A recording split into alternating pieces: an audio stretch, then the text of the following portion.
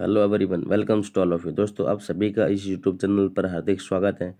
दोस्तों, इससे पहली वीडियो में हमने बात की थी खिलजी वंश के बारे में। दोस्तों, हम बात कर रहे थे मिडिवल इंडिया की।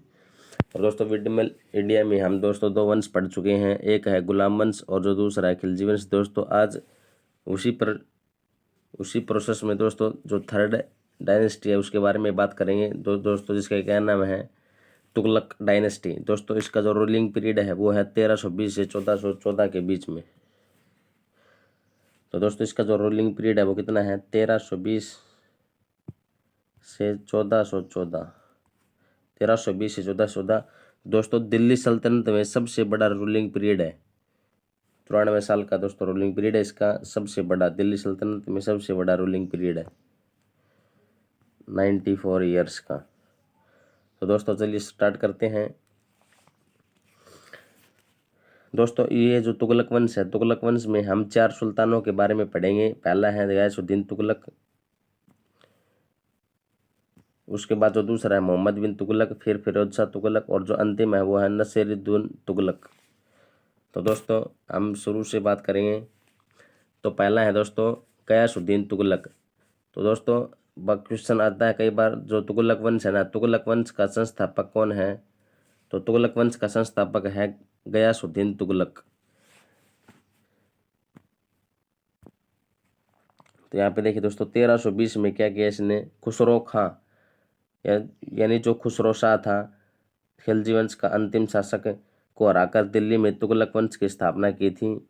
और दोस्तों उस समय इसका क्या नाम था, गाजी मलिक। और दोस्तों ये इस गाजी मलिक था उस समय, लेकिन जब ये अपनी नई डायनेस्टी जब इस्टेब्लिशमेंट करते हैं तो ये जो अपना नाम है ना वो चेंज कर देता है और उसका क्या नाम बन जाता है गयासुद्दीन तुगलक। दोस्तों इसके बारे में जो रोचक तथ्य है उसकी बात करेंगे। इसके जो पिता थे ना, इसके जो फादर थे वो तो थे तुर्की, और जो माता थी ना वो थी हिंदू।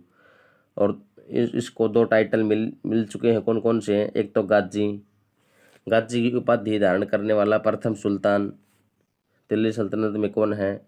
गयासुद्दीन तुगलक। और दूसरी जो उपाधि है इसको क्या मिली थी, मलिक उल गाजी। ये जो ये जो उपाधि है इसने कब धारण की थी? मंगोल विजय के बाद में।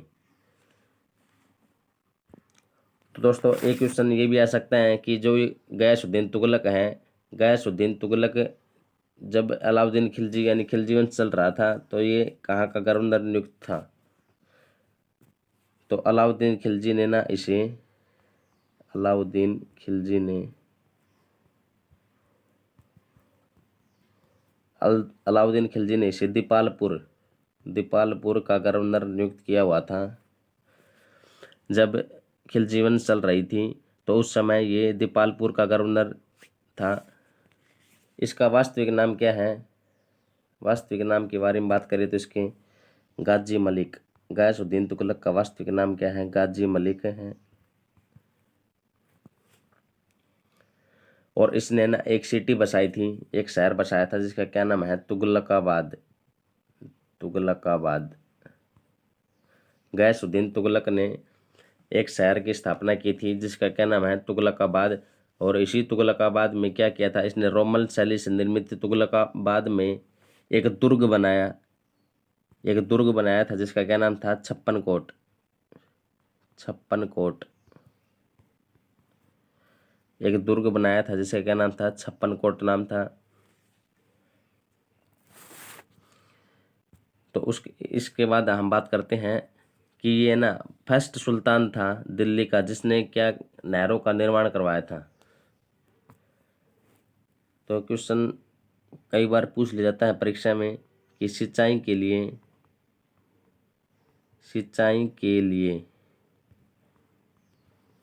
नहरें बनवाने वाला प्रथम सुल्तान कौन था?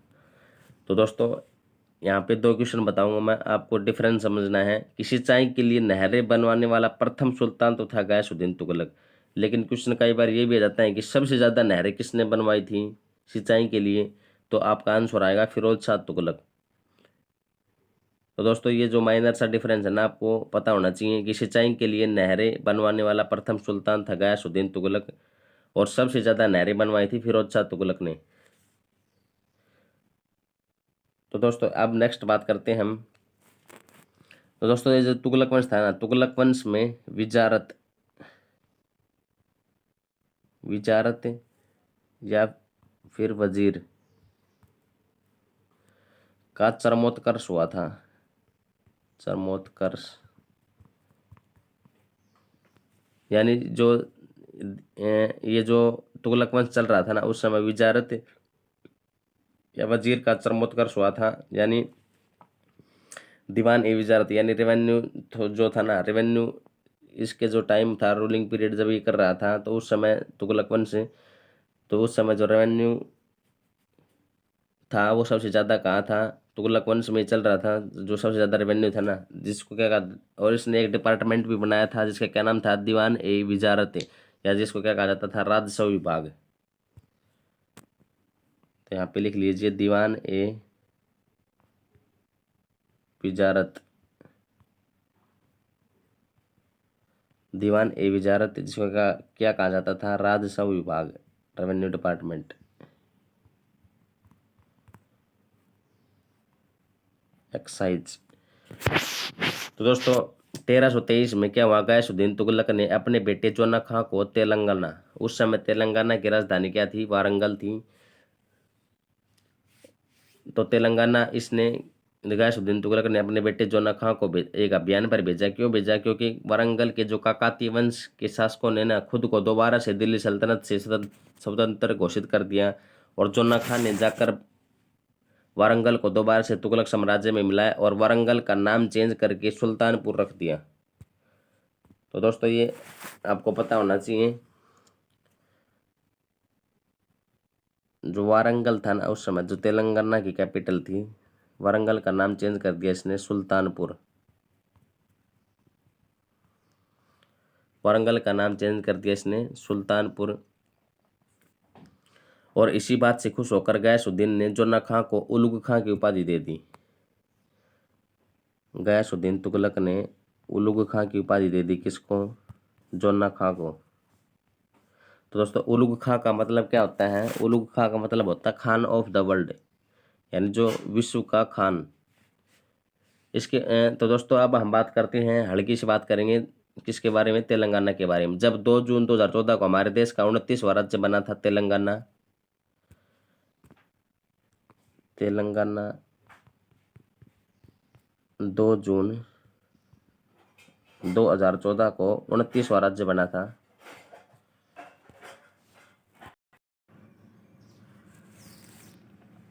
तो दोस्तों हमने आंध्र प्रदेश राज्य को अलग करके उसकी सीमाओं में परिवर्तन करके एक नया राज्य बनाया तेलंगाना, जो प्राचीन काल में भी तेलंगाना था और दोस्तों वर्तमान में भी क्या है, तेलंगाना है। जो तो दोस्तों क्वेश्चन कई बार ये पूछा गया है कि जो तेलंगाना है, तेलंगाना का जो निर्माण है वो किस कमेटी की रिकमेंडेशन पर हुआ था। दोस्तों आपका आंसर आएगा BN Krishna, BN Krishna committee की रिकमेंडेशन पर बना था तेलंगाना। तो दोस्तों इसी के समकालीन ना दिल्ली के एक प्रसिद्ध सूफी संत हुआ करते थे जिसका क्या नाम था, निजामुद्दीन औलिया, जो किसके गुरु थे, अमीर खुसरो के। तो गयासुद्दीन तुगलक ने ना हजरत निजामुद्दीन औलिया को उपाधि दी थी, किसकी, महमूद ए इलाही की। तो दोस्तों ये क्वेश्चन ध्यान रखना, महमूद ए इलाही।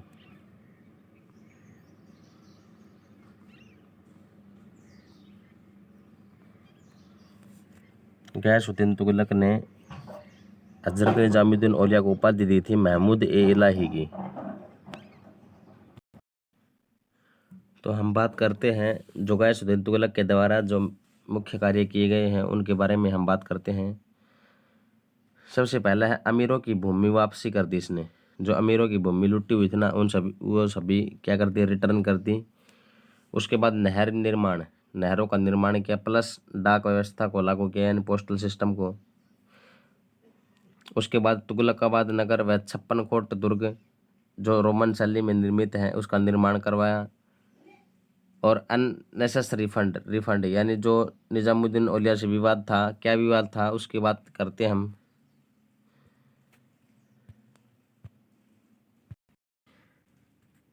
दोस्तों अब हम बात करेंगे जो हजरत निजामुद्दीन औलिया हैं और जो गयासुद्दीन तुगलक है, इन दोनों का बीच में क्या विवाद था कि जो हजरत निजामुद्दीन औलिया ना, ये जो भी दिल्ली की जनता को कहता था वह जनता आंख बंद करके औलिया की बात मान लेती थी। दिक्कत क्या थी कि गयासुद्दीन को निजामुद्दीन नहीं पसंद था और निजामुद्दीन को गयासुद्दीन, दोनों एक दूसरे को नापसंद करने का सबसे बड़ा कारण यह था कि जब दिल्ली सल्तनत में खिलजी वंश चल रहा था, जब दिल्ली सल्तनत में खिलजी वंश चल रहा था तो दिल्ली सल्तनत में खिलजी वंश का जो अंतिम सुल्तान था ना, वो कौन था? खुसरो शाह।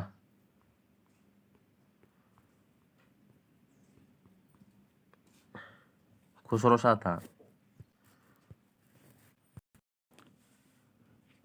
तो खुसरो शाह से निजामुद्दीन ने 5 लाख टंके यानी चांदी के सिक्के ऋण यानी लोन में लिए थे। लेकिन जब खुसरो शाह युद्ध में मारे गए तो दिल्ली में स्थापना हो गई थी तुगलक वंश की, तो वो 5 लाख टंके हजरत निजामुद्दीन से मांगे। किसने? गयासुद्दीन तुगलक ने। तो निजामुद्दीन ने लौटाने से मना कर दिया क्योंकि उनका कहना था कि वो 5 लाख टंके तो मैंने खुसरो शाह से लिए थे, तो वो मैं आपको वापस क्यों करूं? तो इस वजह से दोनों नापसंद करते थे, लेकिन दोनों एक दूसरे का कुछ नहीं बिगाड़ सकते थे क्योंकि ये दिल्ली के सुल्तान थे, तो वे दिल्ली के प्रतिष्ठित व्यक्ति थे। क्योंकि हजरत निजामुद्दीन को पूरी की पूरी दिल्ली की जनता फॉलो करती थी। एक बार क्या होता है,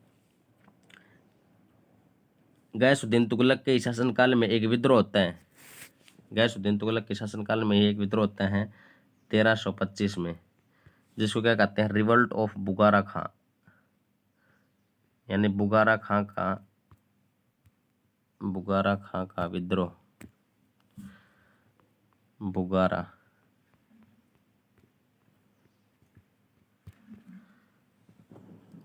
खां का विद्रोह होता है। तब क्या होता है, जो दिल्ली सल्तनत, ये बुगारा खां कौन था? दिल्ली सल्तनत का जो प्रांत था ना, बंगाल का प्रांत अधिकारी था।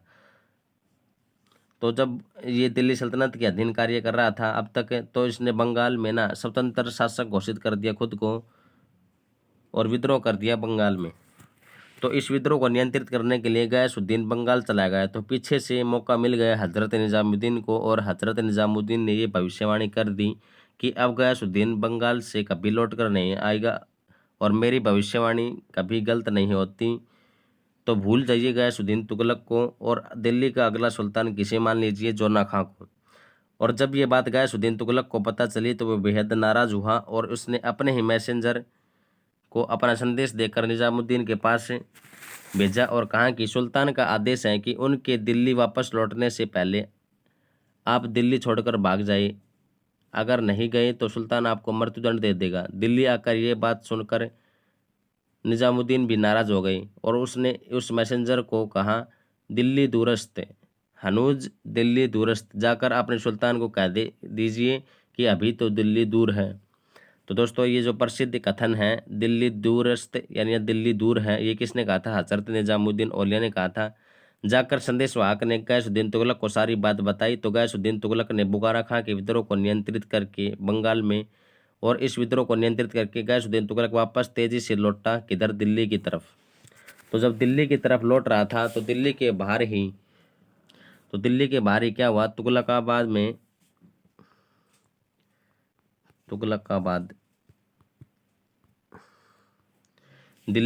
ही तुगलकाबाद में लकड़ी का महल तैयार करवाया गया था इसका स्वागत करने के लिए जोना खां के द्वारा। और इसमें क्या हुआ? इसका भव्य समारोह का आयोजन किया गया और इतिहासकार बताते हैं कि वहां पर हाथी भी मौजूद थे। हाथी के बिदक जाने से एक हाथी ने टक्कर मारी इस लकड़ी के महल में और वो लकड़ी का महल ढहकर नीचे गिर गया और उसी लकड़ी के महल के नीचे गिर जाने के कारण गयासुद्दीन तुगलक की मौत हो गई।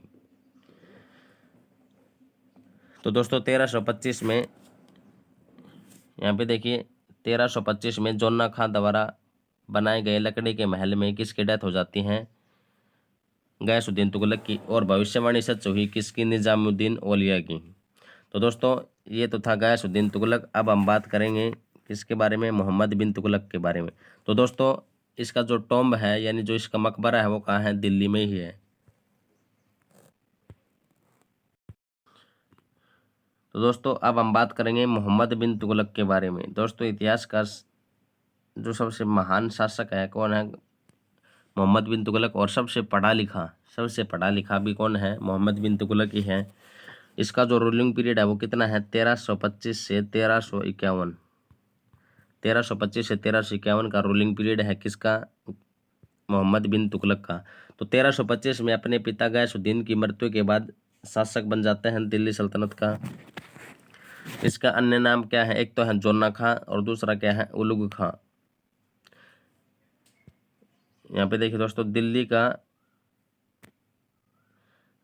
का सर्वाधिक शिक्षित सुल्तान, most educated sultan of Delhi कौन है, मोहम्मद बिन तुगलक हैं।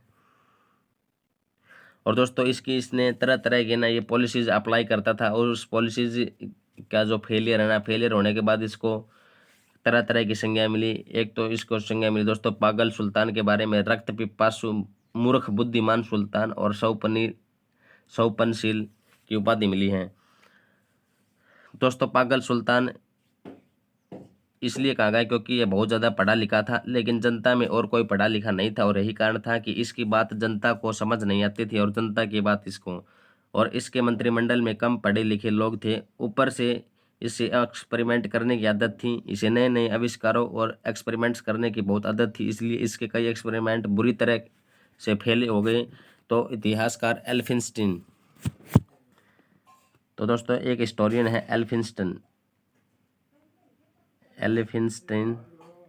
इतिहासकार एल्फिंस्टीन ने जब इसके बारे में पढ़ा तो ये निष्कर्ष निकाला कि इस सुल्तान के अंदर कुछ पागलपन के अंश थे, इसलिए ये दिल्ली के पागल सुल्तान थे। तो इस सुल्तान के मरने के बाद में बदायूनी भी लिखता है कि इसके मरने से प्रजा को राजा से और राजा को प्रजा से मुक्ति मिल गई। अरबी और फारसी भाषा का महान विद्वान माना जाता है दोस्तों इसको। तो अरबी व फारसी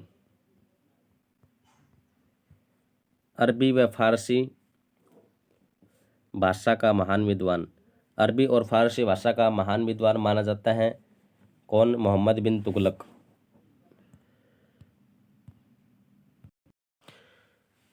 और दोस्तों इसके शासनकाल में ना 1333 में इन 1333 में एक अफ्रीकी यात्री आता है, कहाँ से आता है, मोरक्को से,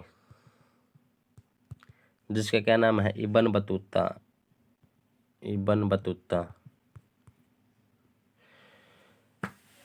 तो दोस्तों जब इब्न बतूता इंडिया आता है मोरक्को से, तो इब्न बतूता से मिलकर बेहद खुश होता है कौन, इब्न बतूता से मिलकर बेहद खुश होता है मोहम्मद बिन तुगलक, क्योंकि मोहम्मद बिन तुगलक भी पढ़ा लिखा था और इब्न बतूता भी पढ़ा लिखा था।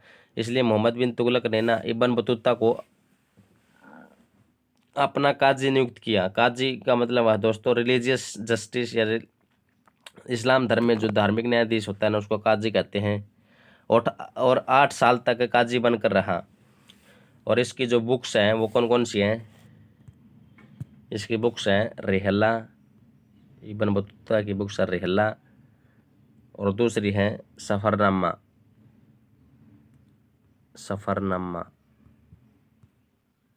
रेहला और सफरनामा। दोस्तों जो रेहला में किसकी जानकारी मिलती है, इसने किसको डिस्क्राइब किया है, मोहम्मद बिन तुगलक के शासनकाल के बारे में।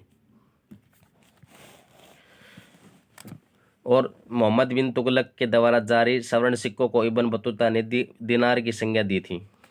यानी जो मोहम्मद बिन तुगलक ने ना जो स्वर्ण सिक्के जारी किए थे, तो इब्न बतूता ने उसको दिनार कहा था।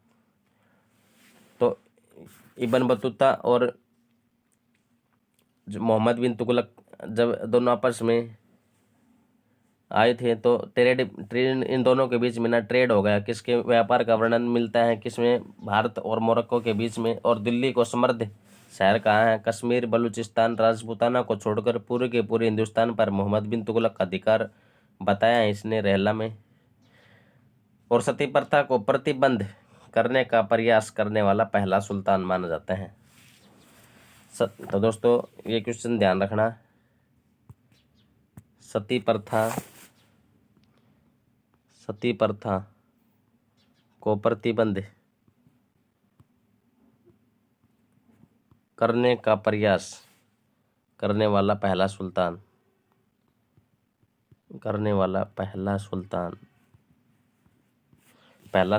था वो कौन था? मोहम्मद बिन तुगलक था। तो दोस्तों इसने क्या किया था, इसने प्रयास किया था प्रतिबंध लगाने का, लेकिन जो फर्स्ट व्यक्ति है ना फिरोज शाह तुगलक था, जो सती प्रथा पर प्रतिबंध लगाता है। लेकिन फिरोज शाह तुगलक के मरने के बाद सती प्रथा फिर से शुरू हो जाती है। उसके बाद अकबर आता है, तो अकबर ने फिर से सती प्रथा पर प्रतिबंध लगाया, लेकिन अकबर के मरने के बाद फिर से शुरू हो जाते हैं। उसके बाद औरंगजेब आता है, औरंगजेब ने फिर से बैन लगा दिया सती प्रथा पर, लेकिन औरंगजेब के मरने के बाद ये फिर से स्टार्ट हो जाती हैं। लेकिन जो फाइनली है ना, फाइनली सती प्रथा पर प्रतिबंध कब लगता है? 1829 में। फाइनली सती प्रथा पर बैन कब लगता है? 1829 में। पूरी तरह अंत कर दिया जाता है किसके द्वारा? लॉर्ड विलियम बेंटिक, जो फर्स्ट गवर्नर जनरल थे भारत के, प्लस राजा राम मोहन राय के द्वारा के प्रयासों से सती प्रथा को पूरी तरह से खत्म कर दिया जाता है।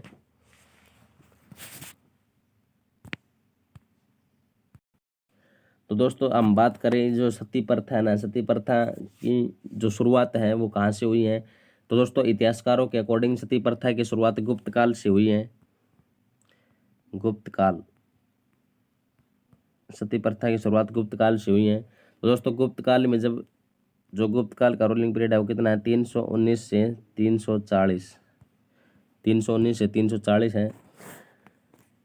और जब गुप्त काल में जो राजा था रामगुप्त, जो समुद्रगुप्त का बड़ा बेटा था,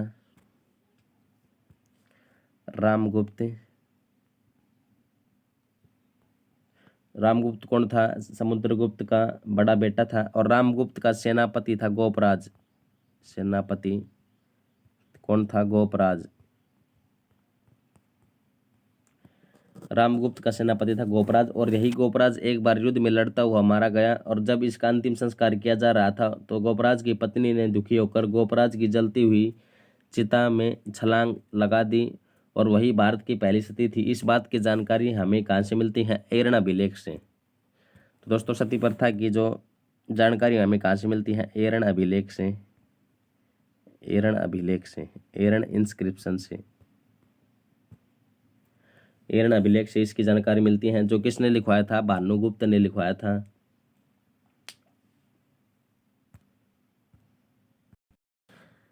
तो दोस्तों अब हम बात करेंगे जो मोहम्मद बिन तुगलक के द्वारा जो 5 कंट्रोवर्शियल डिसीजन लिए गए थे और उसके जो फेलियर का कारण था वो क्या था। तो सबसे पहले देखिए दोस्तों, दोआब क्षेत्र में कर वृद्धि। यहाँ पे देखिए दोआब क्षेत्र में इसने क्या कर दी? वृद्धि कर दी, यानी increase in tax in Doab. तो दोआब क्षेत्र में दोस्तों दोआब क्या आता है? दो नदियों के बीच का जो मैदान होता है ना उसको दोआब कहते हैं। दो नदियों के बीच के मैदान को क्या कहा जाता है? दोआब कहते हैं। लेकिन अनफॉर्चुनेटली इसने कहा कि दोआब पर डबल टैक्स वसूला जाएगा, यानी जो पहले से डबल टैक्स वसूला जाएगा। लेकिन अनफॉर्चुनेटली इस बार क्या हुआ? दोआब पर सूखा पड़ गया और उतनी भी वर्षा नहीं हुई जितनी हर बार हुआ करती थी, और इससे और भी आर्थिक नुकसान पहुंचा किसको? मोहम्मद बिन तुगलक को। और ठीक से सिंचाई भी नहीं हो पाई, इसलिए मोहम्मद बिन तुगलक ने एग्रीकल्चर एंड इरिगेशन डिपार्टमेंट की स्थापना की, कृषि में सिंचाई विभाग की, जिसको क्या कहा जाता है? दीवान ए को ही, दीवान ए को ही भी कहा जाता है इसको, दीवान ए को ही। एग्रीकल्चर प्लस इरिगेशन डिपार्टमेंट की स्थापना की, जिससे मुद्रास्फीति बहुत ज़्यादा बढ़ गई, और इसलिए अब ज़रूरत थी कि कीमतें जो कीमतें थी ना, जो कीमती चीज़ें थी उनका संरक्षण करना, क्योंकि चांदी की कीमत बहुत ज़्यादा बढ़ चुकी थी। तो दोस्तों एक कारण तो ये था कि इससे क्या होगा दोस्तों? अकाल पड़ गया। इसने डबल टैक्स पे कर दिया और उसके बाद में अकाल पड़ गया। तो दोस्तों दो आप क्षेत्र में कर वृद्धि का जो सबसे बड़ा फेलियर था वो यही था। उसके बाद में इसने क्या किया? राजधानी राजधानी क्या कर दी, बदल दी, यानी दिल्ली से दौलताबाद इसने राजधानी है ना वो अपनी चेंज कर दी, दिल्ली से दौलताबाद।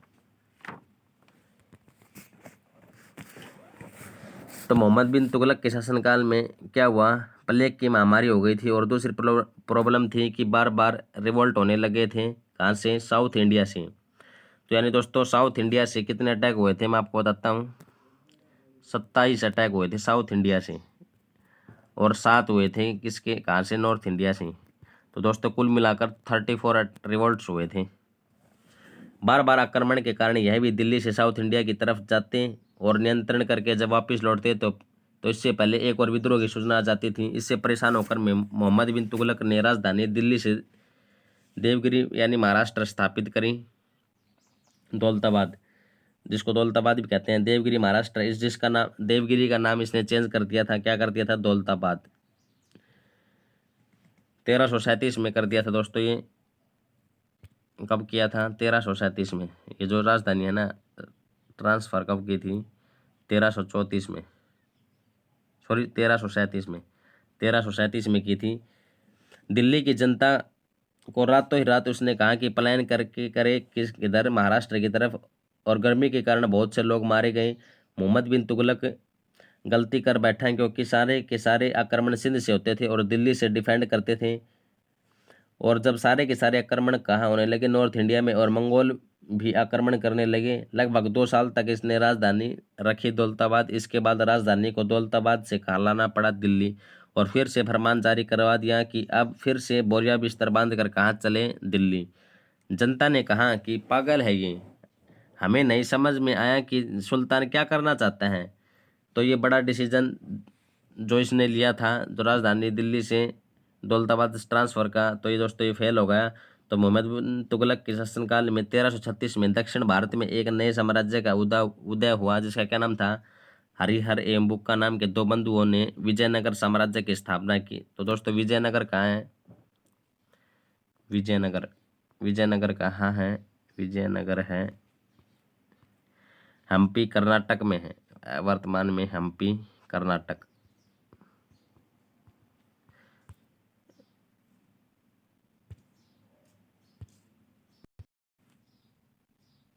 उसके बाद दोस्तों इसका जो नेक्स्ट डिसीजन था वो क्या था, सांकेतिक मुद्रा का प्रचलन। तो दोस्तों इश्यूइंग द टोकन करेंसी, यानी सांकेतिक मुद्रा का प्रचलन करवाया। तो सारे के सारे लोग चांदी डिपॉजिट कर दी, इसने कहा कि सारे के सारे लोग चांदी डिपॉजिट कर दी टकसालों में। अब चांदी की, अब टंके के बराबर ही मुद्रा चलेगी जितल की। तो जो टोकन कॉइन्स थे ना, ब्रॉन्ज, जो ये दोस्तों ये चमड़े के सिक्के भी चलाता है, लेदर कॉइन्स चलाने वाला एकमात्र शासक है। और इसके बाद जो नेक्स्ट जो लेदर कॉइन चलाता है वो कौन चलाता है, हुमायूं चलाता है। जब हुमायूं एक दिन का शासक किसको बनाता है, एक जो निजाम होता है ना उसको बनाता है ना, तब इश्यू करवाता है लेदर कॉइन्स। तो दोस्तों इसने क्या किया, जो टोकन करेंसी है दोस्तों, क्वेश्चन तो कई बार परीक्षा में आया भी हुआ है कि जो टोकन करेंसी है ना वो किसने चलवाई थी, टोकन करेंसी चलवाई थी मोहम्मद बिन तुगलक ने। इसने क्या किया, जो जो कांस्य या तांबे के सिक्के चांदी के स्थान पर चलवा दिए। और दोस्तों जो सिक्के डालने वाला सुल्तान था उस समय कौन, प्रिंस ऑफ मनियर्स, किसके द्वारा डाले गए थे दोस्तों, एडवर्ड थॉमस, जो मोहम्मद बिन तुगलक के शासनकाल में था। तो दोस्तों अब हम बात करते हैं कराचिल मिशन की जो विफलता है ना उसके बारे में। तो कराचिल अभियान जब चल रहा था तो जो आज वर्तमान में उत्तराखंड में कुमाऊं क्षेत्र है ना, उसी को उस समय 14th सेंचुरी में क्या कहा जाता था, कराचिल कहा जाता था। और कराचिल पर अधिकार करना चाहता था मोहम्मद बिन तुगलक, क्यों करना चाहता था, क्योंकि सेना इतनी सारी इकट्ठी कर ली थी, किसने, मोहम्मद बिन तुगलक ने, कि 1 साल का वेतन सबको एडवांस में दे दिया था।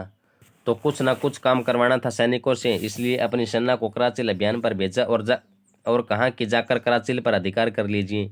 तो वहाँ से चाइना केवल 100 कोस की दूरी पर था, लेकिन मूर्ख नहीं जानता था कि कराचिल में बहुत ठंड पड़ती है। तो इतिहासकार बताते हैं कि लगभग आधी सेना तो ठंड के मारे मर गई थी। तो पूरी तरीके से फेल हुआ कराचिल मिशन। इन्हीं कारणों से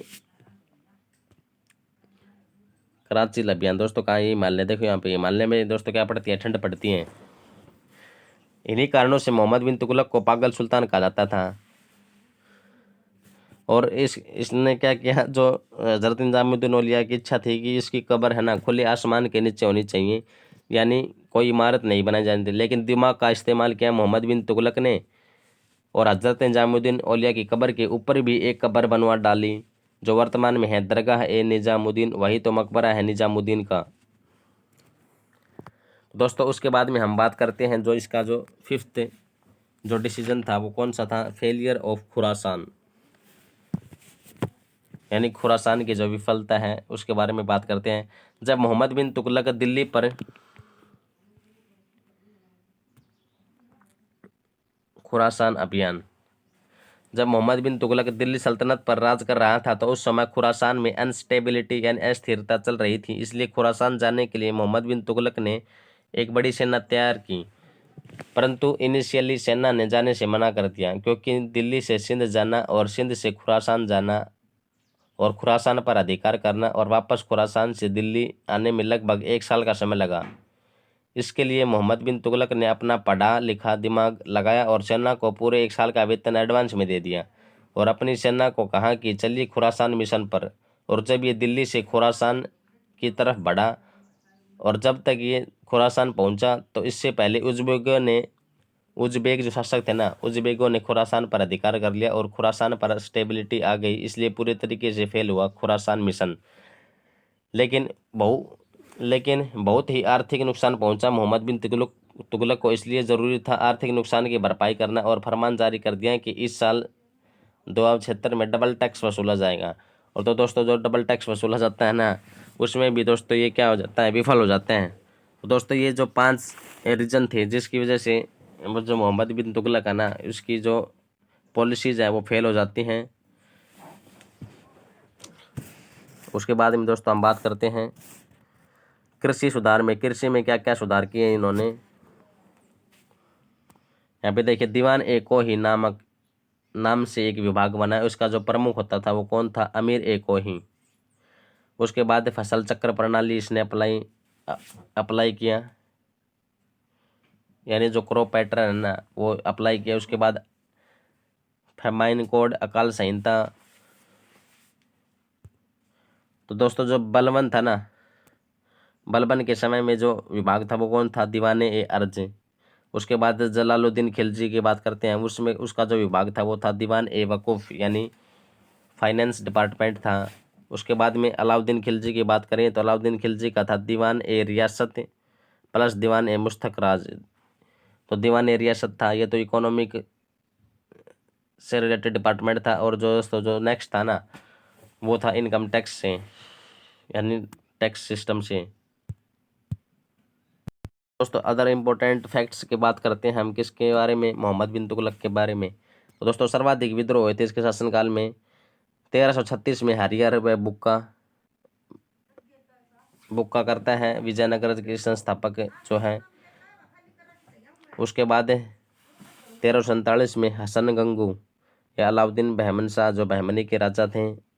उसके बाद 1351 में दोस्तों इसकी डेथ हो जाती है। थट्टा में जब विद्रोह चल रहा होता है तो थट्टा में इसकी डेथ हो जाती है फाइनली 1351 में। और दोस्तों ये मैंने करवाई दिया कि अफ्रीकी यात्री इब्न बतूता आता है। उसके बाद में जिन प्रभु सूरी को इसने सम्मान दिया, जैन साधु को। उसके बाद में नेक्स्ट बात करते हैं, जिया नक्शबी ने संस्कृत कथाओं का तुति नामक पुस्तक में फारसी अनुवाद करवाया या किया। जिया नक्शबी ने संस्कृत कथाओं का तुति नामक पुस्तक में फारसी अनुवाद करवाया। मोहम्मद बिन तुगलक की मृत्यु पर इतिहासकार बदायूनी लिखता है कि अंततः लोगों को इससे मुक्ति मिल गई और उससे लोगों से। मोहम्मद बिन तुगलक शेख अलाउद्दीन का शिष्य था। वह सल्तनत का पहला शासक था जो अजमेर में शेख मोइनुद्दीन चिश्ती की दरगाह और बहराइच में सालार मसूद गाजी के मकबरे में गया। और दोस्तों एक इम्पोर्टेंट जो फैक्ट है वो क्या है कि दोस्तों दिल्ली सल्तनत का यह प्रथम सुल्तान था जो हिंदुओं के त्योहारों मुख्यतः होली में भाग लेता था। तो तो दोस्तों ये आपको ध्यान में रखना है, होली में भाग लेता था ये, होली जो त्योहार था हिंदुओं का। तो उसके बाद में मोहम्मद बिन तुगलक ने बदायूं में मीरन मुलहिम, दिल्ली में शेख निजामुद्दीन औलिया और मुल्तान में शेख रुकनुद्दीन अजूधन में शेख मुल्तान आदि संतों की कब्र पर मकबरे बनवाए थे। किसने बनवाए थे? मोहम्मद बिन तुगलक ने। तो दोस्तों फाइनली ये तो था मोहम्मद बिन तुगलक। अब हम बात करेंगे किसके बारे में? जो नेक्स्ट सुल्तान है फिरोज शाह तुगलक। फिरोज शाह तुगलक के बारे में बात करेंगे। दोस्तों जो फिरोज शाह तुगलक है, फिरोज शाह तुगलक का जो रूलिंग पीरियड है वो कितना है? 1351 से 1388। 1351 से 1388 का जो रूलिंग पीरियड है वो किसका है? फिरोज शाह तुगलक का, जो मोहम्मद बिन तुगलक का चचेरा भाई था। और दोस्तों इसका ना 2 बार कोरोनेशन हुआ, यानी 2 बार राज्याभिषेक हुआ। कहाँ कहाँ हुआ? फर्स्ट इसका हुआ ठट्टा में 1351 में। उसके बाद जो नेक्स्ट वहाँ 1351 में कहाँ होता है? दिल्ली में होता है। उसको सल्तनत काल का अकबर कहा जाता है। इसको क्या कहा जाता है? सल्तनत काल का अकबर। सल्तनत काल का अकबर,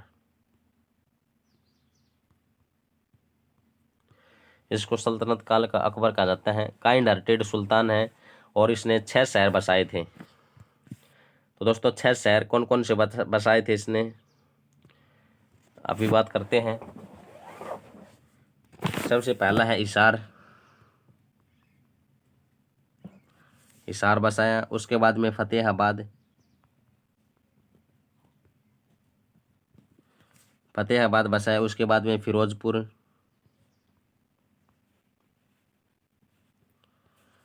फिरोजपुर बसाया। उसके बाद में फिरोजाबाद,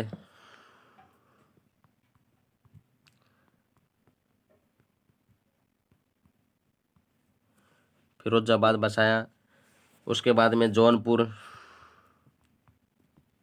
जौनपुर बसाया। और दोस्तों जो जौनपुर था ना, जौनपुर इसने अपने बड़े भाई जोना खां के नाम पर बसाया। और दोस्तों जौनपुर है ना सिराज ए हिंद, मुस्लिम एजुकेशन के लिए प्रसिद्ध था। दोस्तों ईरान में एक जगह थी सिराज ए हिंद।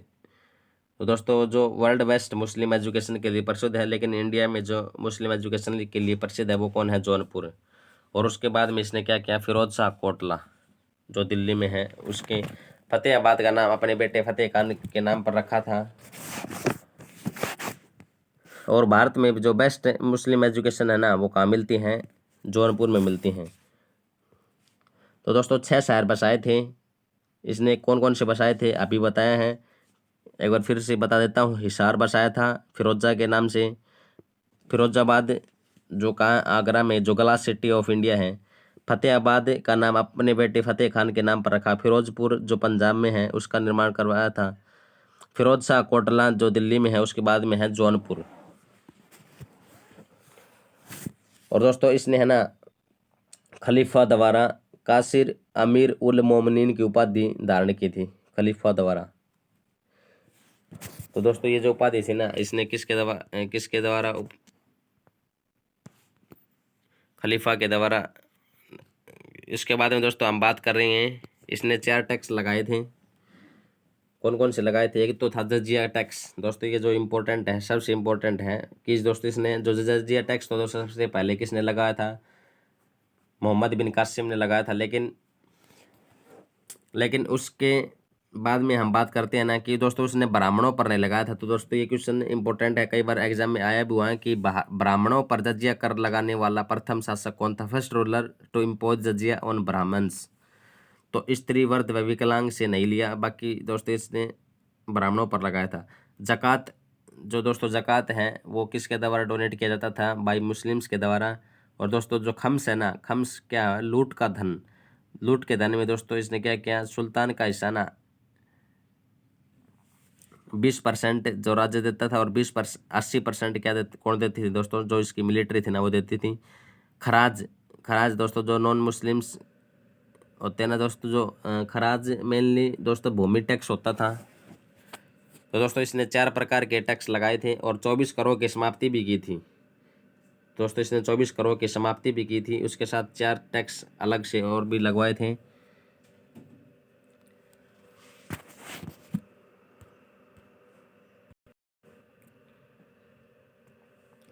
तो दोस्तों सबसे अधिक गुलाम रखने वाला सुल्तान था वो कौन था? फिरोज शाह तुगलक था सबसे अधिक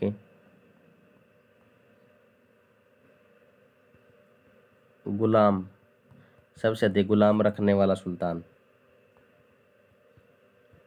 सबसे अधिक गुलाम रखने वाला सुल्तान था फिरोज शाह तुगलक था। दोस्तों इसके जो यानी इसके जो गुलाम थे वो कितने थे? 1,80,000 के आसपास दोस्तों इसके गुलाम थे। तो यानी दोस्तों बहुत बड़ी सेना थी इसकी। तो दोस्तों इसने क्या किया? मैक्सिमम नंबर ऑफ कैनल्स, यहाँ पे देखिए दोस्तों, इसने क्या किया? एक तो जो सिंचाई कर होता था ना, जिसको क्या कहा जाता था? हक ए सरब, हक ए सरब सिंचाई कर चौपज का 1/10। क्योंकि दोस्तों इसने क्या किया?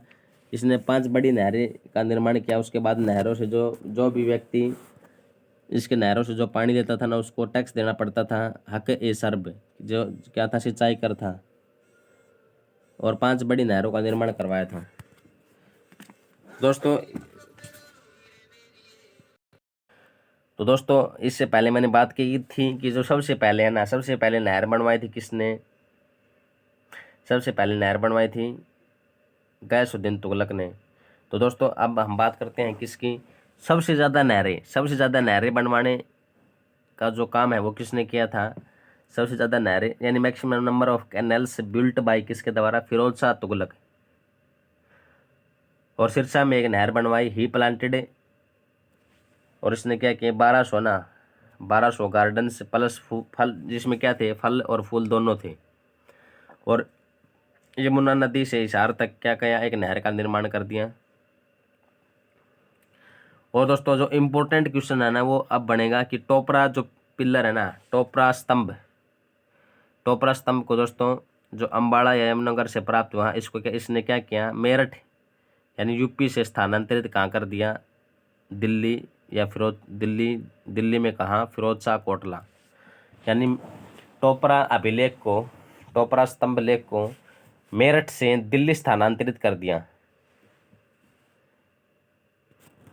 तो दोस्तों जो प्राचीनतम जो अभिलेख है ना अशोक का, वो कौन सा है? टोपरा है। और जिसमें तो दोस्तों जो अशोक है ना, अशोक ने 14 शिलालेख का निर्माण करवाया था, प्लस 7 स्तंभ लेख थे।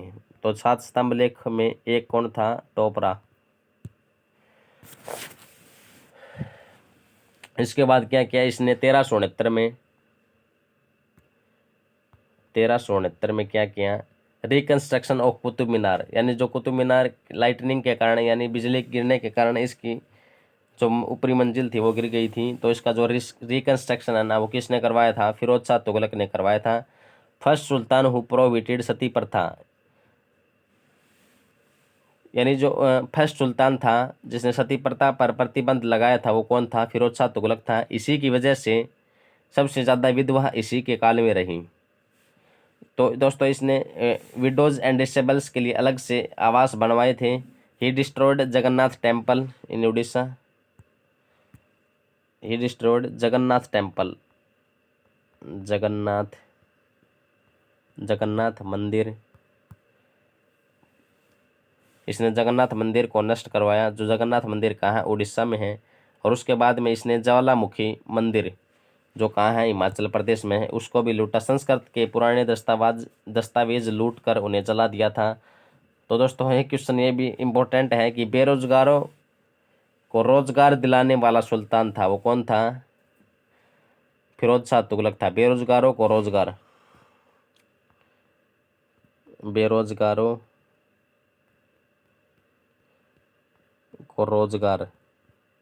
बेरोजगारों को रोजगार दिलाने वाला सुल्तान कौन था? फिरोज शाह तुगलक था।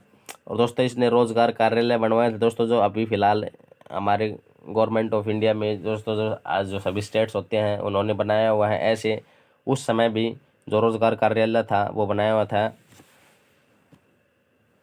और दोस्तों ब्राह्मणों पर जजिया कर लगाया था इसने, ये मैंने बता दिया। जनता को आर्थिक मदद देने के लिए फिरोज शाह तुगलक ने एक विभाग की स्थापना की जिसको क्या कहा जाता है, दीवान ए खैरात। दोस्तों ये अभी जो करवा रहा हूँ बहुत इंपॉर्टेंट करवा रहा हूँ, परीक्षा में कई बार पूछे भी गए हैं। दीवान ए खैरात, दीवान ए खैरात। जनता को आर्थिक मदद देने के लिए फिरोज शाह तुगलक ने एक विभाग की स्थापना की और उस विभाग को क्या कहा जाता था, दीवान ए खैरात। और दिल्ली में एक चिकित्सालय की स्थापना भी की जिसको कहा जाता था दर उल सफ़ा। एक चिकित्सालय की स्थापना भी की जिसको कहा जाता है दर उल सफ़ा, दर उल सफ़ा कहा जाता है। इसके अलावा फिरोज शाह तुगलक ने अपने ही शासनकाल में सैनिकों के पद को आनुवंशिक भी बनाया कि अगर मेरी सेना से कोई सैनिक सेवानिवृत्त होता है तो उसके स्थान पर उसका बेटा भी आकर सैनिक बन सकते हैं, ताकि उसका वेतन उसके घर पर जाता रहे और उसे आर्थिक तंगी का सामना न करना पड़े। लेकिन इतिहासकार ऐसा कहते हैं कि तुगलक साम्राज्य में फिरोज शाह तुगलक ही अंतिम महान शासक था। और इसने दोस्तों दासों के लिए भी एक विभाग बनवाया था, दीवान ए बंदगान, दीवान ए बंदगान। दासों के लिए, दासों के लिए एक विभाग बनवाया था जिसको क्या कहा जाता है, दीवान ए बंदगान। और दोस्तों इसने ना दो प्रकार के सिक्के चलवाए थे, कॉइन्स। कौन कौन से थे दोस्तों, एक तो था अद्धा, अद्धा, एक था बिख, बिख, अद्धा और बिख। तो दोस्तों जो अद्धा था ना, अद्धा तो होता था 50% किसका, जित्तल का,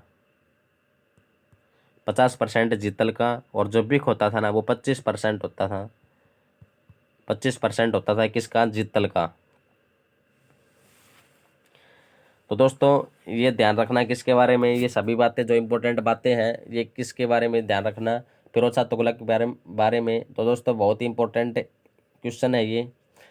सल्तनत काल में सर्वप्रथम फिरोज शाह तुगलक ने ही दोस्तों लोक निर्माण विभाग, यानी जो अभी फिलहाल क्या है वो PWD है ना, तो दोस्तों जो PWD की स्थापना है ना उस समय किसने की थी, फिरोज शाह तुगलक ने की थी। तो दोस्तों 1388 में क्या हो जाता है, इसकी डेथ हो जाती है। उस तो यहाँ पे देखिए दोस्तों 3 नंबर पे क्या है, चांदी व तांबे के मिश्रण से निर्मित भारी संख्या में सिक्के जारी किए जिसको क्या कहा जाता था, अद्धा और बिक कहा जाता था। किसानों के तकावी ऋण की माफी, यानी किसानों को जो तकावी ऋण था उसको माफ किया। दोस्तों इसने जो प्रमुख विभाग थे वो कौन कौन से बनवाए थे, जिसकी चर्चा हम कुछ की चर्चा तो हम कर भी चुके हैं। यहाँ पे देखिए दोस्तों सबसे पहला है मुस्लिम विधवा व स्त्री सहायता की के लिए इन्होंने दीवान ए खैरात, दीवान ए खैरात की स्थापना की। उसके बाद दासों के लिए, सर्वाधिक दास थे तो उसके लिए इसने क्या किया, एक डिपार्टमेंट बनाया जिसको क्या कहा जाता है, दीवान ए बंदगान। निःशुल्क अस्पताल के लिए, फ्री हॉस्पिटल इसने क्या किया, दर उल सफ़ा। पेंशन के लिए क्या किया इसने, वृद्ध पेंशन के लिए दीवान ए इश्तिहाक, दीवान ए इश्तिहाक डिपार्टमेंट बनाया इसने, जो ओल्ड एज जो पर्सन थे उसके लिए कि उनको क्या आर्थिक हेल्प मिल जाए। इसके बाद लोक निर्माण व रोजगार विभाग। तो दोस्तों ये इन सभी की बात हम कर चुके हैं ऑलरेडी। तो दोस्तों ध्यान रखना बहुत ही इंपॉर्टेंट, जो मेजर डिपार्टमेंट है किसके द्वारा, जिसकी स्थापना की गई थी, फिरोज शाह तुगलक के द्वारा। तो अमीर व सैनिकों के पद, आमिर व सैनिक पदों को वंशानुगत बनाया यानी हेरिडेटरी बनाया। ये इसकी बात भी हम कर चुके हैं कि इसने क्या किया था, जो इसके जो सैनिक हुआ करते थे ना उसके सैनिक की सेवानिवृत्ति के बाद उसके उसके बेटे को भी सैनिक बनाया जाए, ताकि इसका जो वेतन था ना, वेतन इसके घर जाता रहे ताकि इसके परिवार को आर्थिक तंगी का सामना ना करना पड़े। उसके बाद में इसकी जो आत्मकथा है ना, इसकी जो ऑटोबायोग्राफी है वो क्या है, फुतूहात ए फिरोज शाही। तो दोस्तों ये ध्यान रखना, फिरोज शाह तुगलक की ऑटोबायोग्राफी है फुतूहात ए फिरोज शाही। और इसके जो शासनकाल में जो हिस्टोरियंस थे वो कौन से, शम्स ए सिराज, जियाउद्दीन बर्नी। उसके बाद दोस्तों 300 नए नगर बसाए इसमें, जिनमें इसकी बात हम कर चुके हैं। तो दोस्तों जो हिसार, फतेहाबाद, जौनपुर, इन सभी की जो वास्तुकार थे वो बसाने वाले यानी इसका जो डिज़ाइन तैयार किया गया था वो किसके द्वारा किया गया था? मलिक गाजी सेना के द्वारा, मलिक गाजी सेना के द्वारा। और इसने क्या किया, इसके शासनकाल में खिजराबाद टोपरा मेरठ से अशोक के 2 स्तंभों को लेकर दिल्ली में स्थापित किया, इसकी भी बात कर चुके हम। उसके बाद में इसने ज्वालामुखी मंदिर के पुस्तकालय से लूटे गए 1300 ग्रंथों में से कुछ को फारसी में विद्वान अपाउद्दीन दलायते फिरोज शाही नाम से अनुवाद करवाया। सुल्तान फिरोज शाह तुगलक ने दिल्ली में कोटला या फिरोज शाह दुर्ग का निर्माण करवाया। 1200 बागों का निर्माण करवाया। राज्य के खर्च पर हज यात्रा, हाँ दोस्तों ये क्वेश्चन इंपॉर्टेंट है कि राज्य के खर्च पर हज यात्रा करने वाला सुल्तान था वो कौन था? फिरोज शाह तुगलक था। तो दोस्तों ये इंपॉर्टेंट है, ये ध्यान रखना, राज्य के खर्च पर हज यात्रा करने वाला प्रथम सुल्तान था वो कौन था? फिरोज शाह तुगलक था। पर्दा प्रथा व स्त्रियों को मजार जाने पर रोक लगाई थी इसने। Curtain practice and prohibition of womens from going to tomb. इसके बाद जो हेनरी एलियट है ना, इसने जो फिरोज शाह तुगलक को सल्तनत काल का अकबर कहा है? फिरोज शाह काल में निर्मित खान ए जहाँ तेलंगाना के मकबरा की तुलना जेरूसलम में निर्मित उमर के मस्जिद से की जाती है। प्रथम शासक जिसने इस्लाम को शासन का आधार बनाया, यानी धर्म को शासन का आधार बनाया। स्थायी सेना रखी इसने। दाग प्रथा का त्याग किया। मध्यकालीन भारत का कल्याणकारी या उदारवादी निरंकुश शासक। दोस्तों कल्याणकारी और उदारवादी निरंकुश शासक था। 1388 में दोस्तों इसकी क्या हो जाती है? डेथ हो जाती है। 1388 में इसकी डेथ होने के बाद दिल्ली सल्तनत में स्थिरता आ जाती है। और उसके बाद में जो नया सुल्तान आता है वो कौन आता है? नसीरुद्दीन महमूद, जो अंतिम सुल्तान है। तो दोस्तों जो नसीरुद्दीन महमूद है वो अंतिम सुल्तान है किसका? तुगलक वंश का। और दोस्तों जो इसका जो रूलिंग पीरियड है वो कितना है? 1394 से 1414। इसके शासनकाल में क्या होता है? 1398 में तैमुरलंग का आक्रमण हो जाता है। इसके शासनकाल में 1398 में इन्वेजन होता है किसका? तैमुरलंग का। और तुर्किस्तान के ही समरकंद में जो शासन किया था या शासन करता था, कौन करता था? तैमूर। इसका एकमात्र ही उद्देश्य था लूटपाट। और इसका जो मंत्री था ना नसरुद्दीन महमूद का, खिज्र खां। तो दोस्तों खिज्र खां ने मदद की थी तैमूर की इसके अटैक में। इतिहासकार कहते हैं कि केवल दिल्ली और दिल्ली के आसपास का हिस्सा बचा पाया नसरुद्दीन, बाकी पूरे के पूरे उत्तर भारत पर अधिकार कर लिया तैमूर ने। लेकिन तैमूर को न तो यहाँ शासन करना था, तो वह सारे के सारे साम्राज्य का उत्तराधिकारी अपने बेटे शाहरुख को बना दिया। तो यह न तो शाहरुख रुका और न ही तैमूर, दोनों ने केयर टेकर बना दिया किसको? खिज्र खां को। और खिज्र खां ने नसरुद्दीन महमूद को सिंहासन से हटा दिया और उसकी डेथ कर दी। और उसके बाद में दोस्तों हम बात करेंगे